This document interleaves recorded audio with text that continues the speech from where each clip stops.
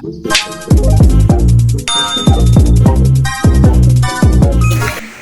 mga idoy, mga iday! So for today's video, magluluto ako ng noodles ng Chinese. Ito siya, oh.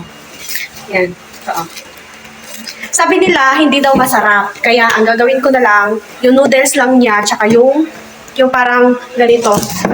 Yung parang gulay-gulay niya, ito na lang yung gagamitin ko. Tapos yung noodles niya sa loob. So let's go, samahan niyo ako magluto!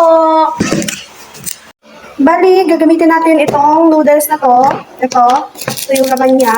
Yan. Ito, pag inano mo to siya sa mainit, lalaki to siya. Ayan o, may sesame seed, basta kung ano na kaya. Kasi ito yung noodles niya. Yan. Bali, ito, yung mga ibang sangkap niya, hindi na natin siya gagamitin. Kasi sabi ng mga ka-work ko, hindi daw siya masarap. Kaya ito lang, tapos ito lang yung gagamitin natin. Itong dalawa lang. Tapos, mag-iimbento na tayo ng panibagong recipe. Kaya ang gagawin ko, ito. Tapos, gagamit tayo dito ng yung tapa na ginawa ko. Ayan. So, let's go. Maghiwa lang tayo ng bawang tsaka sibuyas. Ayan. Ayan, lulutuin lang natin yung ating beef. Konting beef lang yan. Tapos, ito, nahiwa na natin yung ating sibuyas tsaka bawang. Tapos, ito, toyo yan, oyster sauce tsaka asukal. Yan yung mixture natin. Mixture. Ayan, so luto na ang ating tapa. Bali, magigisa lang tayo dito ng bawang at saka sibuyas. Ayan. Dito na din ako naggisa doon sa mantika na galing din doon sa tapa.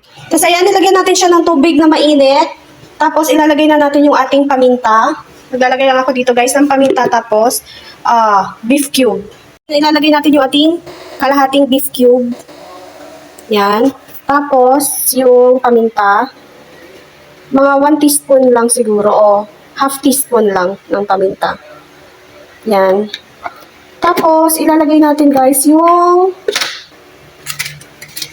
eto, tsaka yung pansit. Okay, let's go. Yan, nalagay na natin yung ating pansit tsaka yung mga bits niya. Ayun o. Okay, pakukuloyin na lang natin siya. Tapos maya-maya, ilalagay natin itong ating oyster sauce. Okay, let's go. Ayan guys, so medyo malambot na yung ating noodles. Ayan. Medyo malambot na yung ating noodles. So ilalagay na natin tong oyster sauce, toyo, tapos asukal. Para magkaroon naman siya ng lasa, syempre. Ayan, saluin lang natin siya para ma-coat niya yung buong ano natin, pansit.